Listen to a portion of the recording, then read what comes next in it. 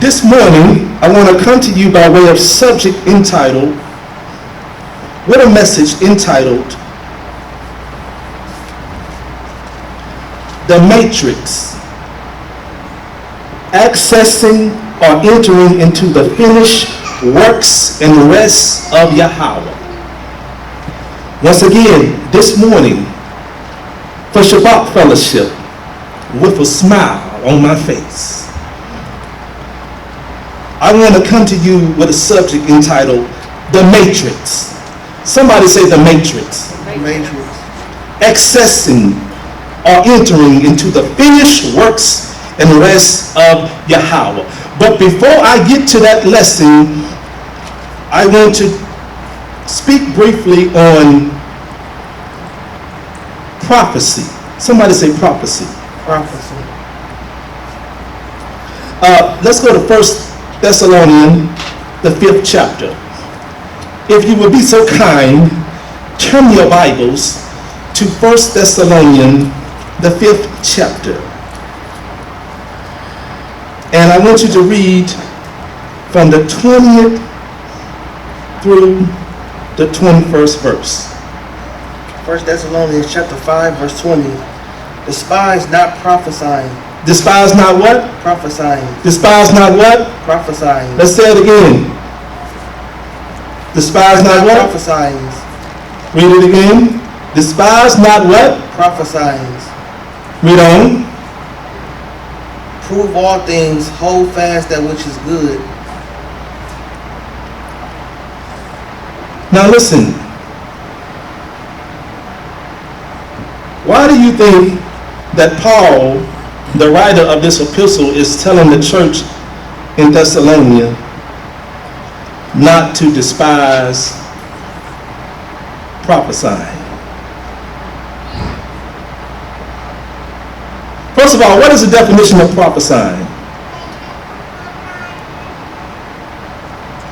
What does prophecy mean? Foretelling. And Paul right here is telling the Thessalonian church to despise not prophesying, which means he's telling them, look, don't go around in the church telling people who have the authority to prophesy not to prophesy.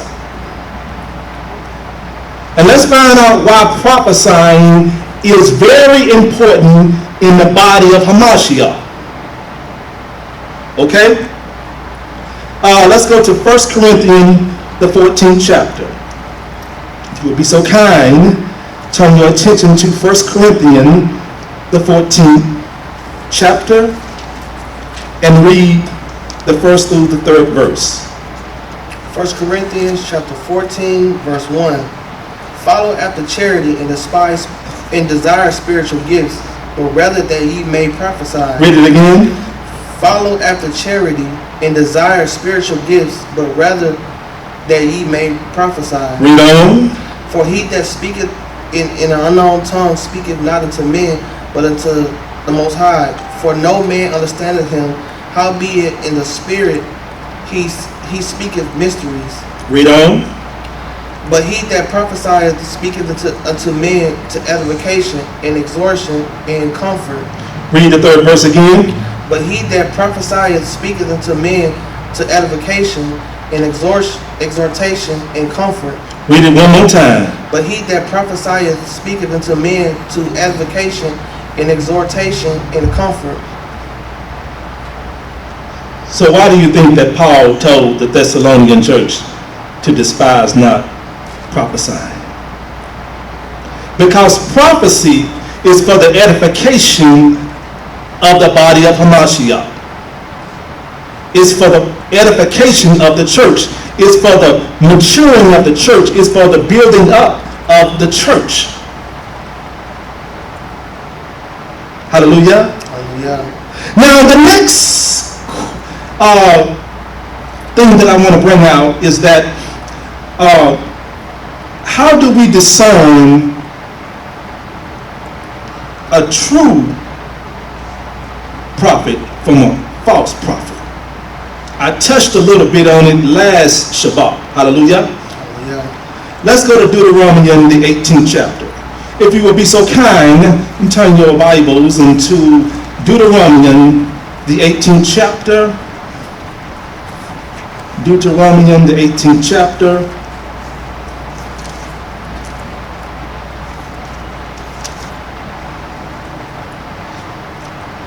And the 20th verse through the 22nd verse. Deuteronomy chapter 18, verse 20. But the prophet which shall presume to speak a word in my name, which I have not commanded him to speak, or that shall speak in the name of other gods, even that prophet shall die.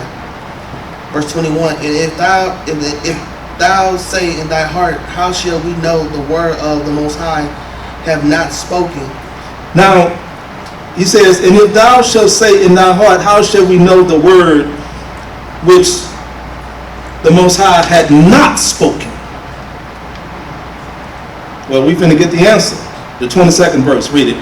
When a prophet speaketh in the name of Yahweh, if the things follow not, nor come to pass, that is the thing which Yahweh have not spoken, but the prophet has spoken it presumptuously, thou shalt not be afraid of him. What does the word presumptuously mean? Presuming. You're just presuming something you don't actually know. That's right. So we get from Deuteronomy in the 18th chapter on how to discern between a false prophet and a true prophet, right? Y'all see that? Do y'all see that? The scriptures give us what? Discernment, right? The 22nd verse said that if a prophet cometh speaking in the name of the Most High, and if the thing follow not, nor come to pass, the Most High has not spoken, but that so-called prophet, or that corrupt prophet has spoken something that wasn't from the Most High. Y'all see that? So, now the next thing I want to bring out is that if there is a false prophet out there, wait a minute. If there is falsehood out there, then there must be truth somewhere, right?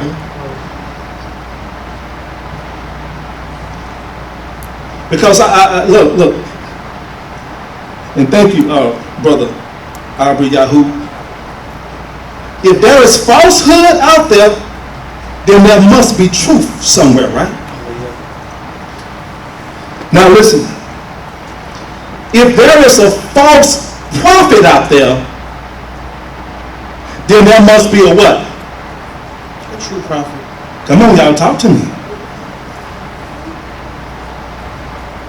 Let me say it again. If there is a false prophet out there, then there must be a true prophet somewhere, right? Yeah.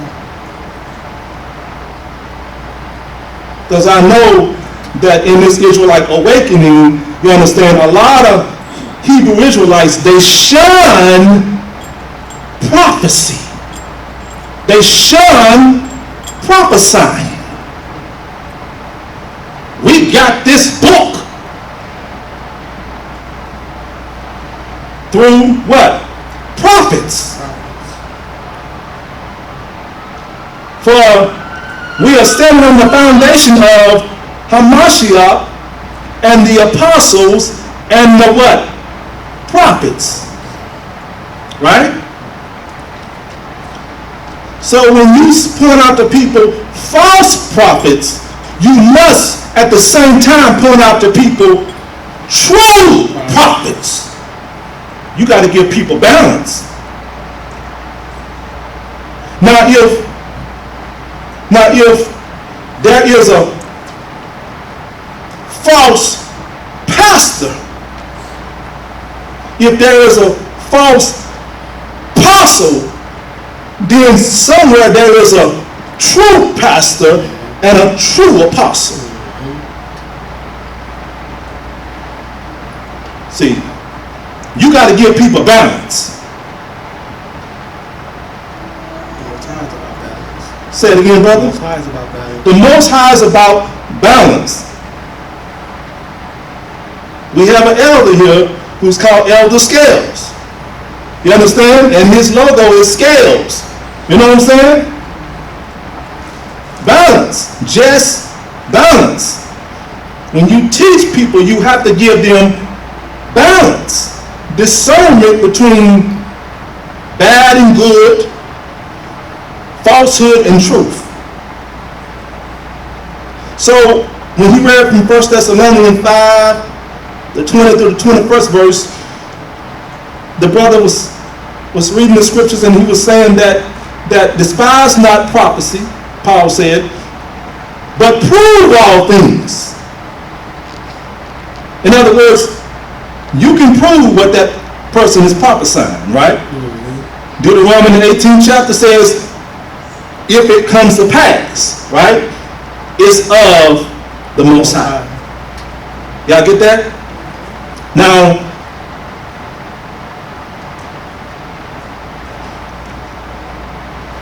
some people don't listen or ask questions to learn, but to try to catch you at fault to undercut your authority. Hello? That's why I don't answer a lot of questions, because I have a discernment it is about a person's motive. Go quickly to Matthew 12 and 10. Throughout the ministry, the public ministry of YAH'S, he was always being questioned, tried, and tested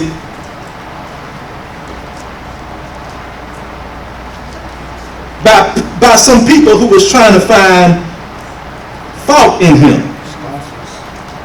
Read Matthew 12 and 10. Matthew 12 and 10. And behold, there was a man which had his hand withered, and they asked him, saying, is it lawful to heal on the Sabbath days, that they might accuse him? Now they asking him this so that they can find him at fault in breaking the Torah, right? That they may accuse him of something. That's all I want from there. Luke 6 and 7. Luke 6 and 7. Luke chapter 6 and verse 7. And the scribes and Pharisees watched him whether he would heal on the Sabbath day, that they might find an accusation against him. That they may find an accusation. The devil is called the accuser of the what? Of the brethren.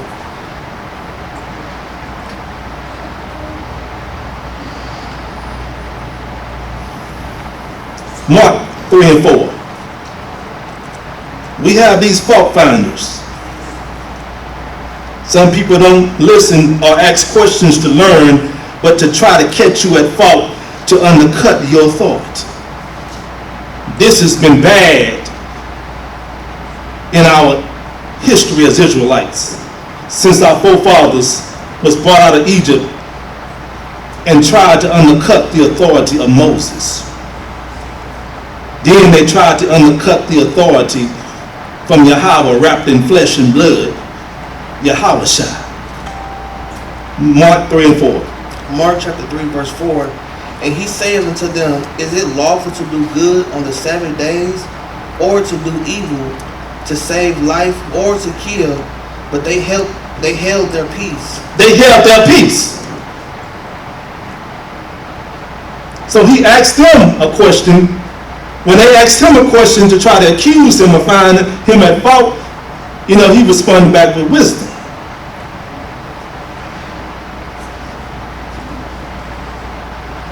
Just for an example, if somebody came and asked me, well, is it necessary to be water baptized? I would ask them, well, have you been water baptized? Have you been water baptized? Why would you want to come and ask me a question like that? Have you been water baptized? See, some questions don't need to be answered. That's why the Bible said, prove all things. Some people throw stuff out there to try to distract you from what's important.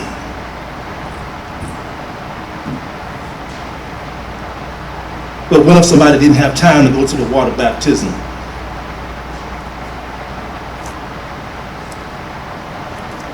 But do you have time to go to the water baptism? Do you?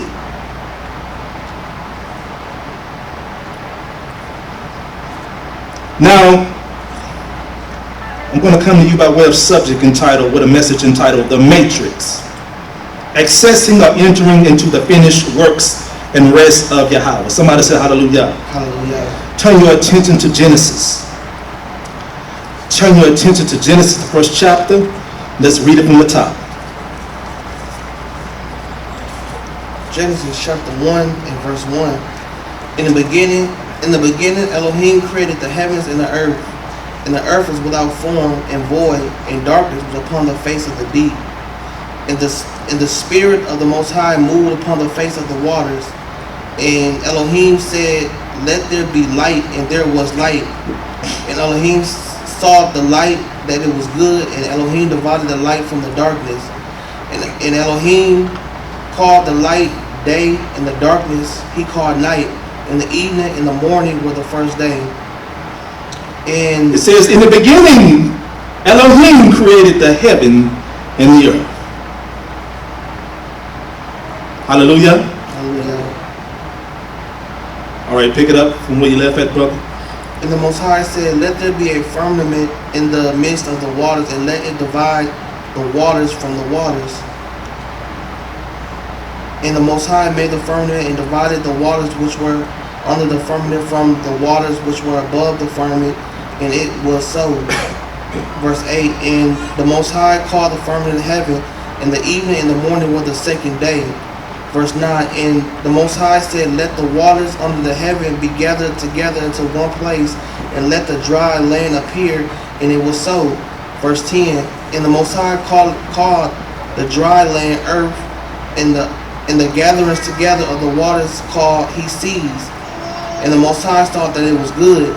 Verse 11, and the Most High said, let the earth bring forth grass, the herb yielding seed, and the fruit tree yielding fruit after its kind, whose seed is in itself upon the earth, and it was so. Verse 12, and the earth brought forth grass and herb yielding seed after his kind, and the tree yielding fruit whose seed was in itself after his kind, and the Most High saw that it was good. In the evening and the morning were the third day. Verse 14, and the Most High said, let there be lights in the firmament of the heaven to divide the day from the night, and let them be for signs and for seasons and for days and years. Verse 15, and let them be for lights in the firmament of the heaven to give light upon the earth, and it was so. Verse 16, and the Most High made two great lights, the greater light to rule the day, and the lesser light to rule the night. He made the stars also.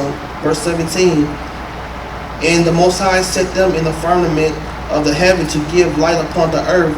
Verse 18, and to rule over the day and over the night, and to divide the light from the darkness. And the Most High thought that it was good. Verse 19, and the evening and the morning were the fourth day. Verse 20, and the Most High said, let the waters bring forth abundantly the moving creature that have life, and fowl that may fly above the earth in the open firmament of heaven. Verse 21, and the Most High created whales and every living creature that moveth, which the waters brought forth abundantly after their kind, and every winged fowl after his kind, and the Most High saw that it was good. Verse 22, and the Most High blessed them, saying, be fruitful and multiply, and fill the waters and the seas, and let fowl multiply in the earth. Verse 23, in the evening and the morning were the fifth day. Verse 24, and the Most High said, let the earth bring forth the living creature after his kind, cattle and creeping thing, and beasts of the earth after his kind, and it was so. Verse 25, and the Most High made the beasts of the earth after his kind, and cattle after his kind, and everything that creepeth upon the earth after his kind, and the Most High thought that it was good. Verse 26, and the Most High said, let us make man in our image after our likeness, and let them have dominion over the fish of the sea, and over the fowl of the air, and over the cattle, and over all the earth, and over every creeping thing that creepeth upon the earth. Verse 27, so the Most High created man in his own image, in the image of the Most High created he him, male and female created he them. Verse 28, and the Most High blessed them, and the Most High said unto them, be fruitful and multiply, and replenish the earth, and subdue it, and have dominion over the fish of the sea, and over the fowl of the air, and over every living thing that moveth upon the earth. Verse 29, and the Most High said, behold, I have given you every herb bearing seed, which is upon the face of all the earth, and every tree in the which is the fruit of a tree yielding seed. To you it shall be for meat. Verse 30, and every beast of the earth, and to every fowl of the air, and to everything that creepeth upon the earth, wherein there is life, I have given every green herb for meat. And it was so. Verse 31, and the Most High saw everything that he made, and behold, it was very good. In the evening, in the morning, were the 6th day. So, what is the number of man? Somebody answer that, if you'd be so kind. What is the number of man?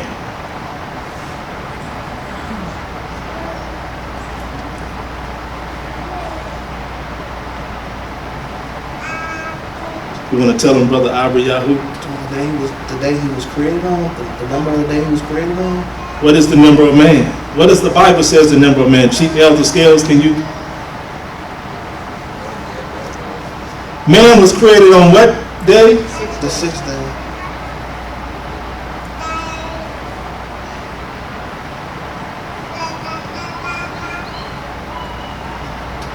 So on the 6th, so in 6 days,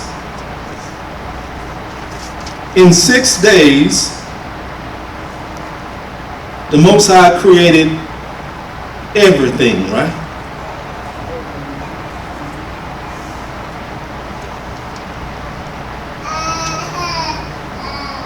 Now, one day with the Most High is as what? 1,000 years. And 1,000 years with the Most High is as what? Amen. So when we look at this 6-day cycle, I don't want you to look at it as a 24-hour period. Okay? Because that's how mankind view the measure of a day. Okay? That's why I don't get into a lot of timelines and things like that, you know, when it comes to creation. Because most historians do not view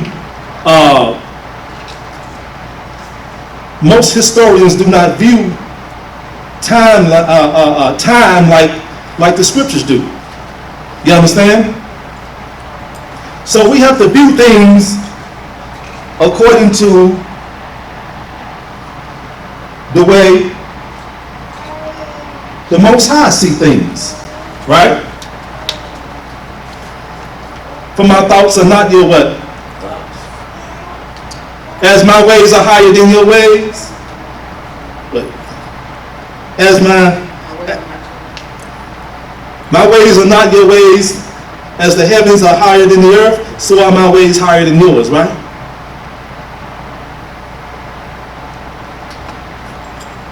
But in 6 days, or you can say 6,000 years,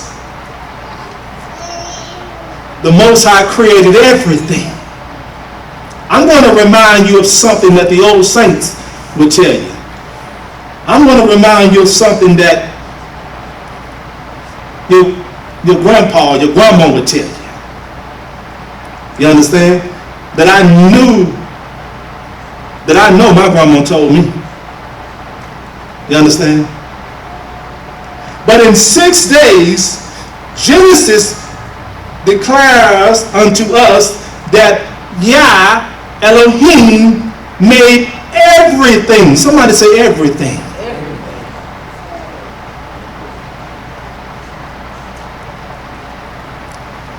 And let's read what did he do on the seventh day. Genesis, the second chapter, the first through the fourth verse. Genesis chapter 2 and verse 1. Thus the heavens and the earth were finished, and all the host of them. Verse 2. And on the seventh day the Most High ended his work which he had made, and he rested on the seventh day from all his work which he had made. Verse 3. I want you to keep in mind the word rest. Okay? We know that the Most High does not need rest like you and I do, right? Right? We know he don't get tired, right? Because he's a Yahweh shall say, for Yah Elohim, he's a what? He's a ruach. He's a spirit. So we know the Most High don't need. So when it's saying rest, we know it's not talking about like he was tired or something like that, right? Just cease working. He ceased from accomplishing something. He ceased from bringing something into existence. Because the Most High, he called those things that be not into existence, right? The brother just read that he called things into what? Into existence. Finish reading, brother. Verse 3. And the Most High blessed the seventh day and sanctified it, because that in it he had rested from all his work which the Most High created and made. Verse 4. These are the generations of the heavens and of the earth when they were created in the day that the Most High, that Yahweh Elohim made the earth and the heavens. So what I want to bring out to you in this lesson entitled The Matrix. Somebody said The Matrix. The Matrix. Accessing or entering into the finished works and rest of Yahweh.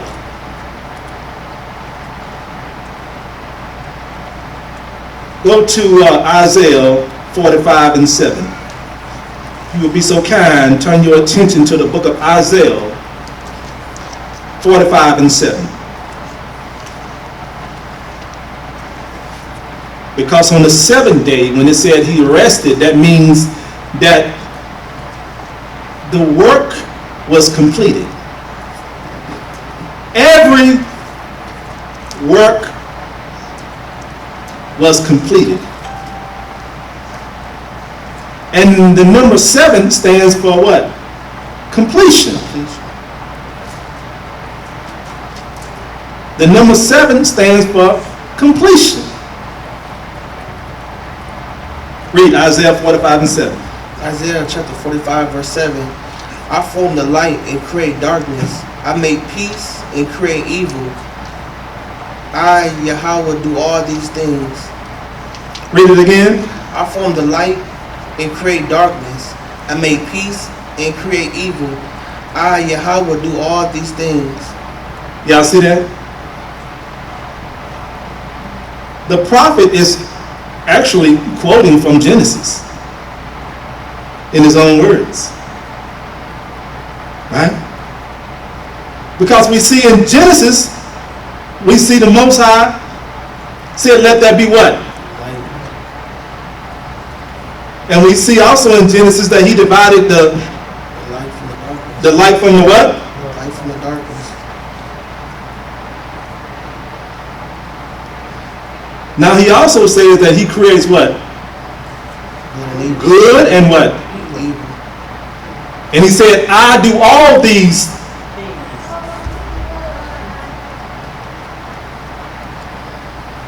And after he did all those things, he rested from his completed work.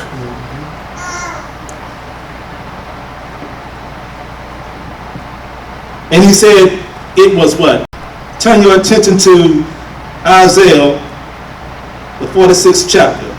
The next chapter over from the 45th chapter. Isaiah, the 46th chapter, read the 9th through the 10th verse. Isaiah chapter 46, verse 9. Remember the former things of old, for I am the Most High, and there is none else. I am Elohim, and there is none like me.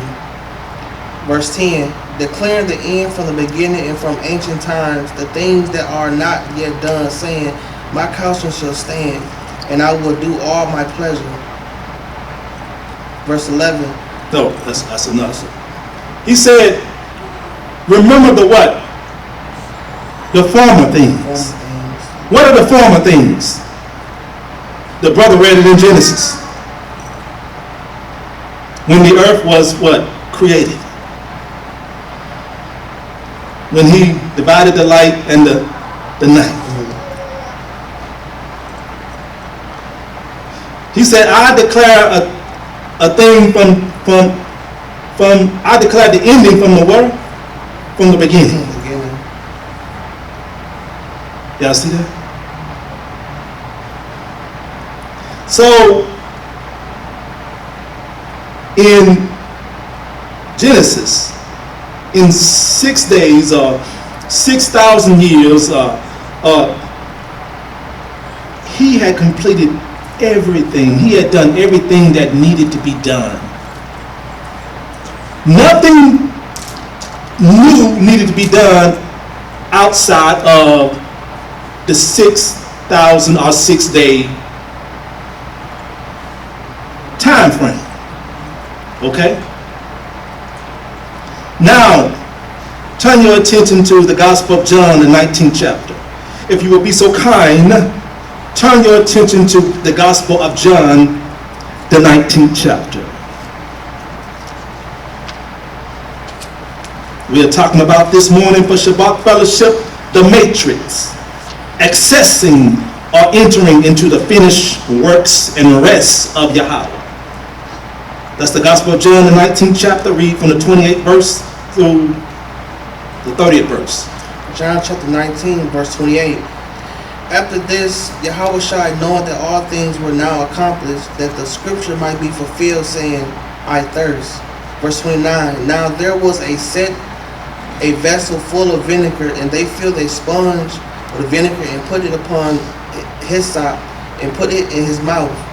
Verse 30. And when Yahushua therefore had received the vinegar, he said, it is finished. And he bowed his head and gave up the ghost. He said, it is what? It is finished. He said, it is what? It is finished. He said, it is what? It is finished. When the Most High rested on the Shabbat, on the 7th day, he said it was what? Finished.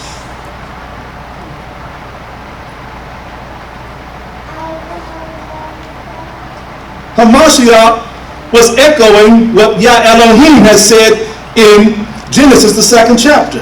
And on the 7th day, he what? Rested. Another way of saying that, and on the 7th day, his work was completed. It was finished.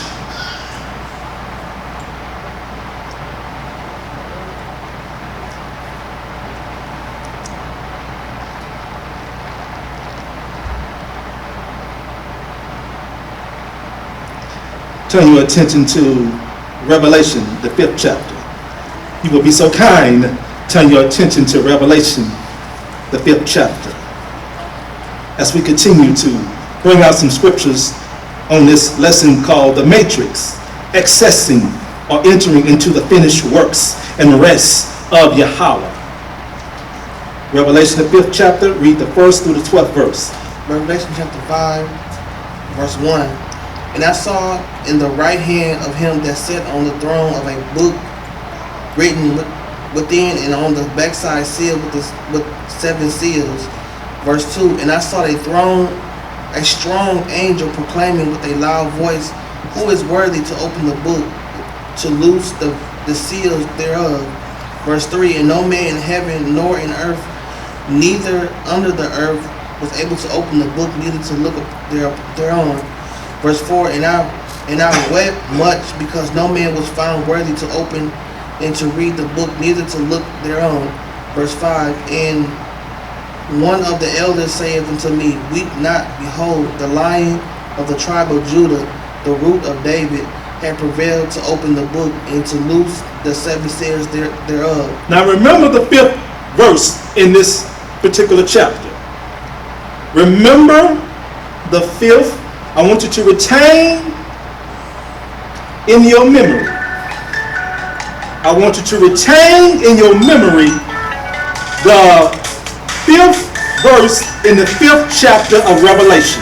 Okay? And he read, and one of the elders said unto me, Weep not, behold, the Lion of the tribe of Judah, the root of David, had prevailed to open the book and to loose the seven seals thereof. Read on, pick it up from the 6th verse. Verse 6, And I beheld, and lo, in the midst of the throne and of the 4 beasts, in the midst of the elders stood a lamb, and as it had been slain, having 7 horns and 7 eyes, which are the 7 spirits of the Most High, sent forth into all the earth. Verse 7, And he came and took the book of the right hand of him that sat upon the throne. Verse 8, And when he had taken the book, the 4 beasts and 24 elders fell down before the Lamb, having every one of them harps and golden vials full of odors, which are the prayers of saints.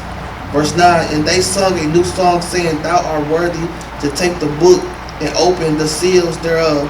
For thou wast slain and hast redeemed us to the Most High. But thou was what? Slain.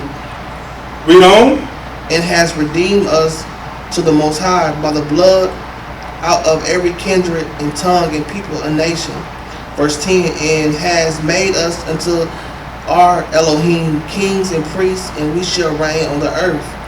Verse 11, And I beheld, and I heard the voice of many angels round about the throne and the beasts and the elders, and the number of them was 10,000 times 10,000 and thousands of thousands. Verse 12, saying with a loud voice, worthy is the Lamb. Worthy is the Lamb that was slain to receive power and riches and wisdom and strength and honor and glory and blessing. Hallelujah. Hallelujah. Now, who's having a vision right here? Somebody answer that. Who's having a vision right here? Our chief elder said, John, right? Right? Yeah, John the Revelator. And what is he seeing?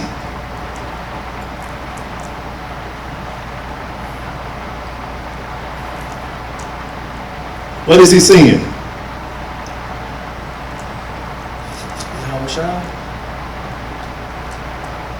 Who is this lamb that's been slain that he's seeing?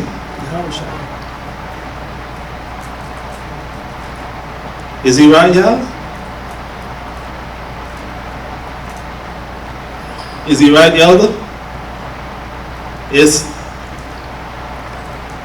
but and John the Revelator is seeing this being played out where at? In a vision. In a vision.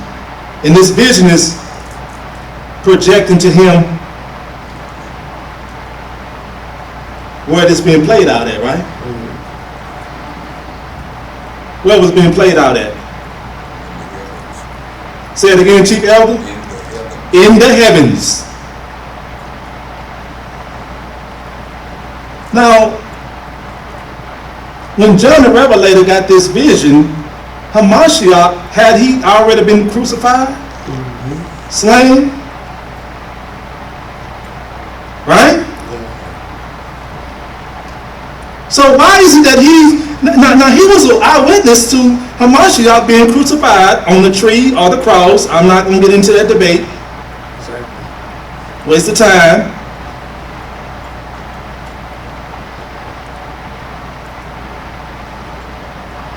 This wood.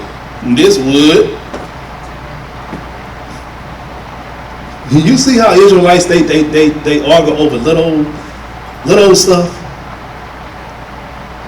And I'm not, that's why I don't waste time with a lot of foolishness in this awakening. So, we see, so why is that Hamashiach is seeing this vision? I mean, John the Revelator is seeing this vision of Hamashiach being crucified after he was an eyewitness to it happening in the earth. Well, let's find out. Ephesians, the 1st chapter. If you would be so kind, turn your attention to Ephesians, the 1st chapter, and we're going to read from the 3rd through the 11th verse. Hallelujah. Hallelujah. Ephesians chapter 1, verse 3. Blessed be Elohim and Father of the Most High, of Yahushua Christ, who have blessed us with all spiritual blessings in the heavenly places. Blessed us with all what? Spiritual blessings. I like that. Read on. Spiritual blessings in the heavenly places in Hamashiach. Verse 4. According as he have chosen us in him before the foundation of the world, that we should be holy and without blame before him in love. Read that again. Verse 4. According as he have chosen us in him before the foundation of the world, that we chosen us in him when? Before the foundation of the world. After the foundation of the world? Before the foundation of the world. Somebody said before. Before. Predestined. Read on. That we should be holy and without blame before him in love. Verse 5. Having predestined us unto the adoption of children by Yahushua Yahamashiach to himself according to the good pleasure of his will. Verse 6. To the praise of the glory of his grace, wherein he hath made us accepted in the beloved. Verse 7. In whom we have redemption through his blood, the forgiveness of sins, according to the riches of his grace. Verse 8. Wherein he hath abounded towards us in all wisdom and prudence. Verse 9. Having made known unto us the mysteries of his will according to his good pleasure, which he had purposed in himself. Verse 10. That in the dispensation of the fullness of times he might gather together in one all things in Hamashiach, both which are in heaven and which are on earth, even in him. Verse 11. In whom also we have obtained inheritance, being predestined according to the purpose of him who worketh all things after the counsel of his own will. Being predestined according to the purpose of him who worketh all things.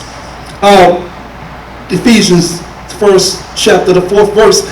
According as he had chose us in him before the foundation of the world. Let me read a side note from my notes. Before and from the foundation, not after, everything was created, accomplished, and finished. Let me read that again. Before and from the foundation, not after, everything was created, and not just created, but accomplished and finished. As the old saints would say, as my grandma, my beloved grandmother would say, YAH is in control, and he's still on the throne. YAH, Elohim, is in control, and he's still on the throne. No matter what happened, no matter what adversity or tragedy happens, my grandmother will always say, YAH is in control, and he's still on the throne. Hello?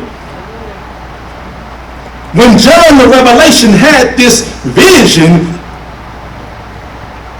where was he at? Patmos. And he was on that island of Patmos in exile, right? Persecuted because of the what? The word. Right? Bearing witness to the word, right? And the testimony of Hamashiach, right? He was in exile. He had been persecuted, put there in a prison on the island of Patmos, right? But yet John the Revelator saw a vision of the Most High seated on the throne, right? Somebody talk to me. Don't you assume that our forefathers didn't know something about who we are as a people. Hallelujah. Hallelujah. No matter what happens, Yah is in control. You understand? And he had a vision of the Most High seated on the throne, right? That's what he saw, right? Yes.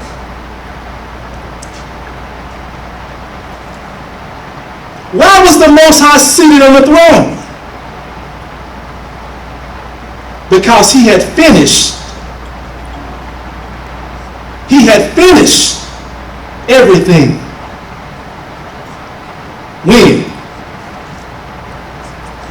On the seventh day he rested on his throne. This is revelation knowledge right here. He rested. And John the Revelator, what he was seeing was that Hamashiach had been crucified before the foundation of the world, before he saw him being crucified in the earth. Hello? How else could we be chosen in him before the foundation of the earth?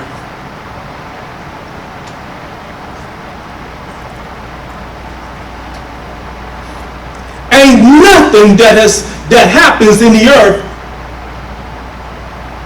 that we see happening in the earth that has not already been played out.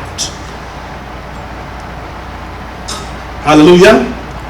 It's already been played out. It's already been prophesied about. The outcome has already been determined. Hello? It's already been determined. Now, that's not an excuse for you to make a statement like, well, since the outcome has already been determined, it doesn't matter what I do or what I say.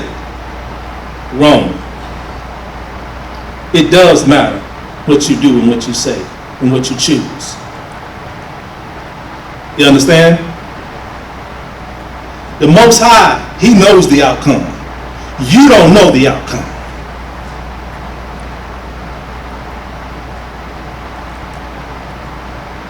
In other words, he knew the decision that you would make before you was even born.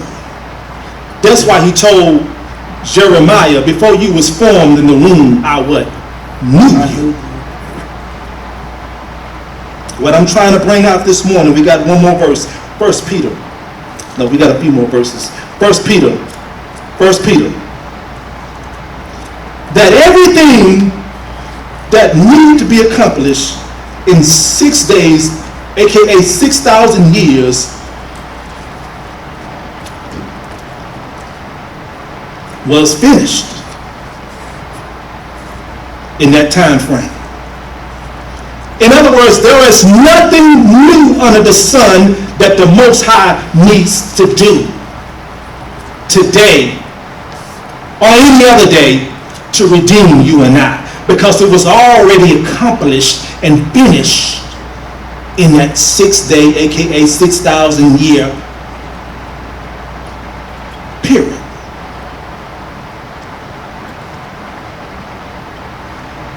Meaning you don't need to get off the throne and do nothing else, because it's already done. It's already finished. But we have something that we have to do. 1 Peter, first chapter, the 18th through the 20th verse. Is it 1 Peter chapter 1, Yes, sir. verse 18th through the 20th verse. 18 to 20? Verse 18. For as much as ye know that ye were not redeemed with corruptible things as silver and gold from your vain conversation received by tradition from your fathers. Verse 19. But with the precious blood of Hamashiach as of a lamb without blemish and without spot. Verse 20. Who verily was foreordained before the foundation of the world, but was He was manifest foreordained before what? before the foundation of the world. Before the foundation of the world. Read on. But was manifest in these last times for you. Verse 21. But was manifested in these last times for you. But he was already manifested in heaven, right? So the only reason for him to be manifested in the earth was for you and I, right? Read that from the top again. Verse 20. Who verily was foreordained before the foundation of the world, but was manifest in these last times for you. For you and I. But this salvation, this finished work was already completed in heaven, right? Let thy will be done in the earth. As it is in heaven. Uh-oh. Let me tell you something. If you don't rejoice over this truth, you're going to be troubled if you rejoicing over the things of this world. Because the things of this world will have you unstable, like the waves of the sea.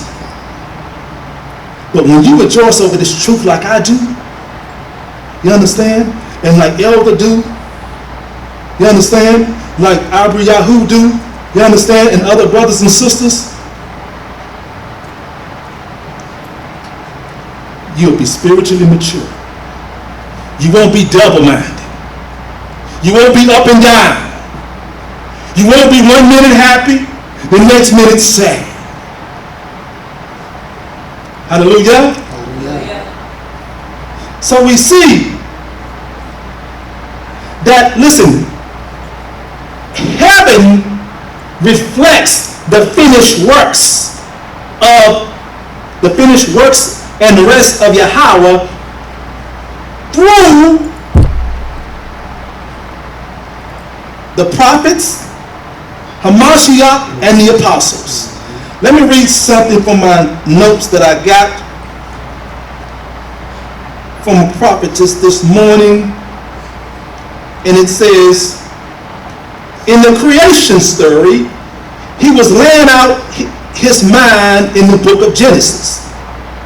So in Genesis, the first chapter, when he said, let there be, let there be, let there be, that was the mind of Yah being laid out. And on the seventh day, or the Shabbat day, when he had rested, it was the completion of his mind spoken.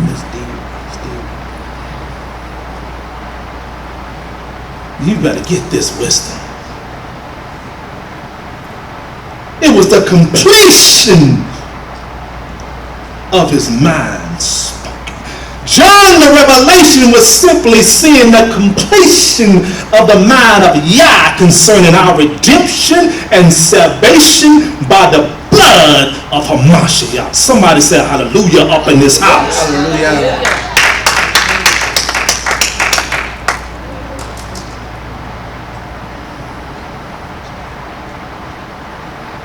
Now let's conclude this bad boy. Verse 21. No, Hebrews, the 3rd chapter. Let's conclude this bad boy. Hebrews, the 3rd chapter. I don't know about y'all, but I feel well, I better watch how I say that, because I have Hebrews attacking me. Oh, he being churchy. You know what I'm saying?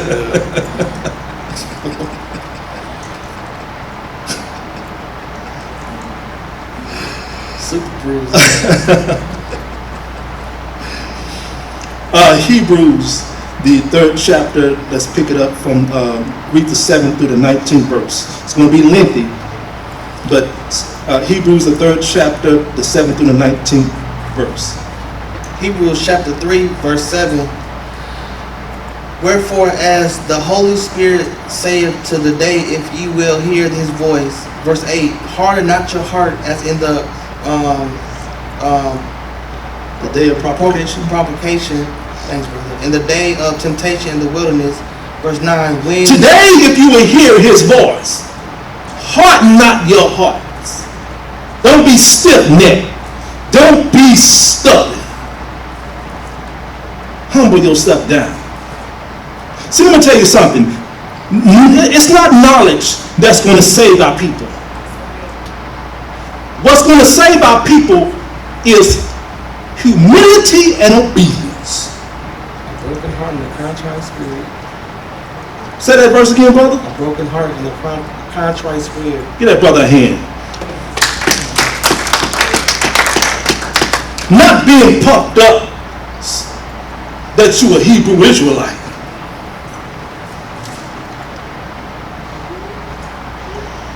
Our forefathers in the wilderness knew they was a Hebrew Israelite. When they went into captivity, they knew the Hebrew language. And they knew they was Israelites. And John the Baptist said, think not because you are the seed of Abraham. For the axe is even laid at the root of the tree. Because if you as an Israelite, if you don't keep these commandments and produce some fruit that are worthy of repentance, it is possible that Hamashiach will replace you with a Gentile. Don't think your place is secure because you're a Hebrew Israelite.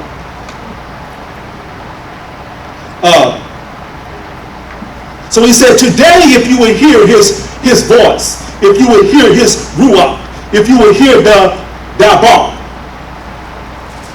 Read on. Verse 9. When your fathers tempted me, proved me, and saved my works 40 years. They proved him. They tested Hamashiach. The Most High. They tempted him. You understand? And all he did was manifest his works before them that he was Elohim. But they were stiff-necked, stubborn, rebellious. I told Pastor Al, I said, it's not Deuteronomy the 28th chapter, the 6th to 8th verse that really gets me that we're Hebrew Israelites. What really gets me that we're Hebrew Israelites by bloodline is how stiff-necked and stubborn we are as a people. Hello? Because we think if we have the knowledge, no brother, no sister, the knowledge just puff you up. Read on, brother. Verse 10. Wherefore I was grieved with that generation and said, they do always err in their heart, and they have not known my ways. Verse 11. So I swore in my wrath that they shall not enter into my rest. Verse 12. Take heed, brethren, lest there be any of you an evil heart of unbelief in departing from the living Elohim. Verse 13. But exhort one another daily while it is called today, lest any of you be hardened through the deceitfulness of sin. Now this brother is reading some powerful verses right there. Verse 14. For we are made partakers of Hamashiach, if we hold the beginning of our confidence steadfast unto the end. Verse 15. While it is said today, if ye will hear the voice, harden not your hearts as the provocation. Verse 16. For some, when they had heard, did provoke. Howbeit not all that came out of Egypt by Moses. Verse 17, but them that had sinned, whose carcasses fell in the wilderness. Verse 18, and to whom swear he that they should not enter into his rest, but to them that believe not. Verse 19, so we see that they could not enter because of unbelief. Now, the Most High was very displeased with that generation that came out of Egypt, that first generation, right? And he was so displeased with them that he buried them in the wilderness because they refused to detox from Egypt, from that Egyptian mentality. And how many actually made it out of that generation to see the greatest real estate on the face of the earth? Two, right? Joshua and Caleb. 2 out of an estimated, I would say 3 million, because when it says 600,000 men, but you got to count the women and children, right? And back then, there wasn't no birth control pills, so just 40, 50 years ago, my grandmother had 10 children, right?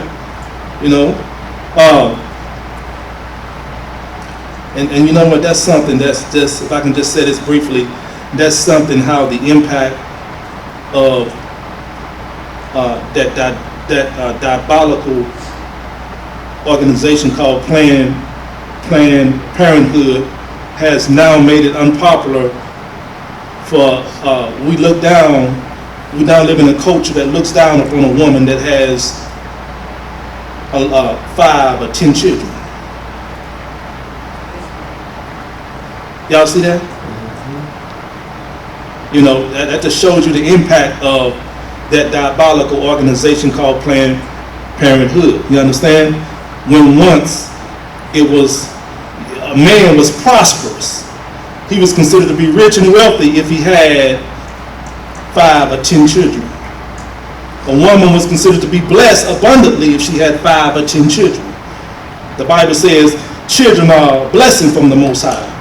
Blessed is the man that has his bosom full of them, right? Or his quiver,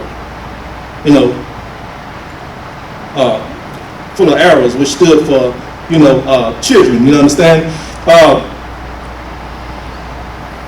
But we see that only 2 got to enter into his Rest. that physical rest, you understand? But what I want to bring out is that how we need to enter into that eternal salvation rest that was finished, completed before we even got here. Hello? Before we was born, before our grandparents was born, before our great-great-great-great-grandparents was born. How it was completed and finished before the flood in Noah's days. You understand? How it was completed and finished even before the serpent tempted Eve. Hallelujah.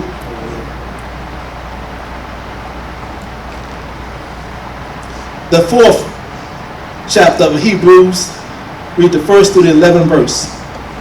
Hebrews chapter 4, verse 1. Let us therefore fear lest a promise being left us of entering into his rest, and any of you should seem to come short of it. Now listen, this finished work of YAH'S, the finished works and rest of YAH'S is what we should be striving to enter into. We should be seeking access into the finished works and rest of YAH'S through Hamashiach. Why through Hamashiach?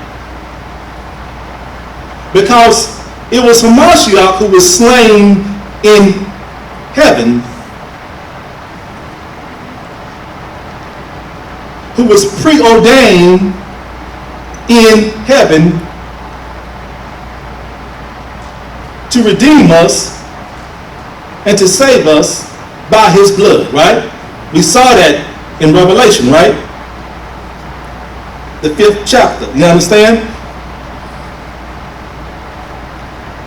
Now, so we need to enter in and access this finished work of Hamashiach. But there's only one way we can do that. There's only one way we can walk through that door, who Hamashiach is the door. We can't go in being stiff-necked. We can't go in being hard-hearted. You understand? That's something that we have to do. Pick it up from when you read it, stop that, and finish it up. Verse 2. For unto us was the gospel preached as well as unto them, but the world preached did not profit them, not being mixed with faith in them that heard it. Verse 3. For we which have believed do enter into rest, as he said, as I have sworn in my wrath, if they should not enter into my rest, although the works were finished from the foundation of the world. Now it says in the 3rd verse of Hebrews, the 4th chapter, for we which have believed do enter into his what? Rest. We which do believe, we have access into his rest. We have access into his finished works. And Brother Aubrey Yahoo told me to bring this out as well, that we're talking about the finished works of YAH. We're not implying that you don't work. Hello? When will our work come to a completion? Yeah, how shine. Elder Scales, when will our work come to a completion?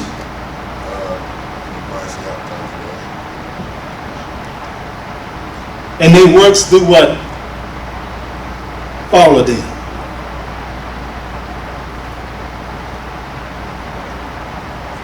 Y'all know what that verse is?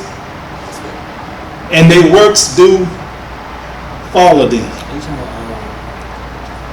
Signs and wonders. And their works do follow them. And their works do follow them. Those who have been martyred for the truth. Those who have been slain for the truth. That's right, it's in Revelation. And their works do follow them. So in other words, the completion of our works will be finished when we what? When we what? When we slay. When we die.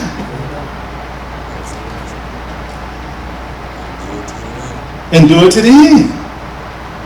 So we're not talking about our finished works. We're talking about YAH's finished works. And it is our goal. It is our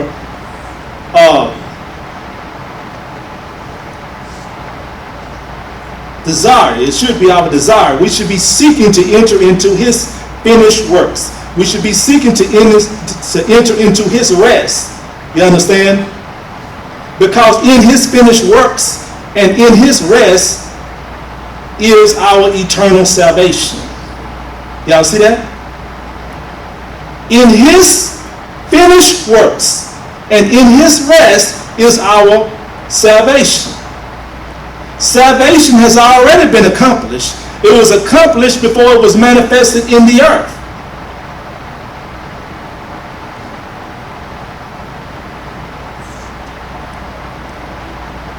So, in order for us to enter into his rest, his finished works, the key to access into his finished works. The key to enter into the door, who is Hamashiach, so that we can enter into the works of Hamashiach and the rest of Hamashiach, is to believe. You hear me? To believe. He said that many of those in the wilderness, they heard the truth too, but they didn't what? Believe, right? And they could not enter into it because of what? Unbelief. They could not access it. You see? Read on, brother. Verse 3 again. For we which have believed do enter into rest, as he said, as I have sworn in my wrath, if they shall enter into my rest, although the works were finished from the foundation of the world. The works were finished.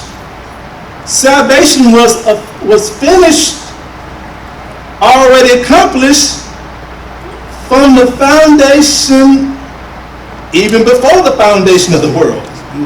Right? Somebody say, already done. Already done. Read on.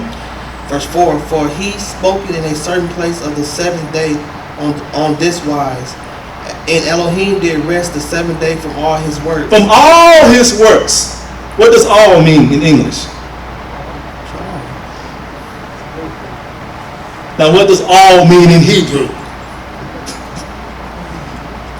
What does all mean in Paleo Hebrew for my Hebrew Israelites who like to teach the Hebrew as if that's the doctrine?